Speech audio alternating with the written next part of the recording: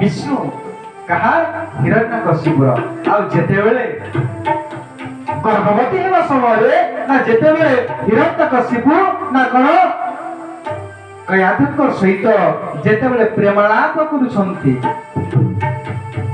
जेतेबेले प्रहलादर बीज अंकुरित हेबार समय ना कयाधु कहउछंती काहाको ना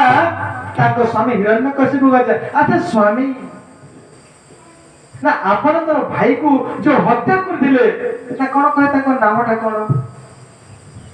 विष्णु कोन कहले ना विष्णु अच्छा अच्छा अच्छा स्वामी बरहावता आपन भाई को जो हत्या कर दिले ना बरहावता रे ना कोन कहे ताको नाम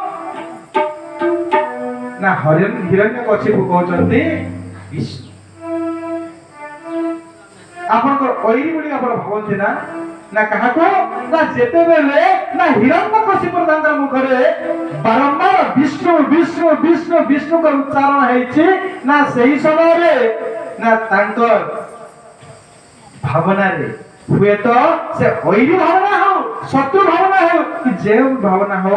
ना तांकर मन भितर जेतु विष्णु को नाम उच्चारण हेछि तो सही औरसर जात हेतते ना किए प्रहलाद कयाथुकर मन रे प्राण रे भावना ही प्रभु विष्णु प्रकटित होइछंती तो सही समय ही प्रहलाद कर जन्म होइछि तो आपण माने भी जो गृहस्थ धर्म पालन करजंती जेतेबेले भी संतान उत्पत्ति आपण माकर जेतेबेले पुत्र माने थिबे प्रत्येक व्यक्ति जानिबा उचित जे गृहस्थ धर्म प्रथम होछि संतान उत्पत्ति करिवार समय घटना भावना विचार आमे देखुछु आज आम समाज एते कलुषित हेलानी जे आपण माने भी आज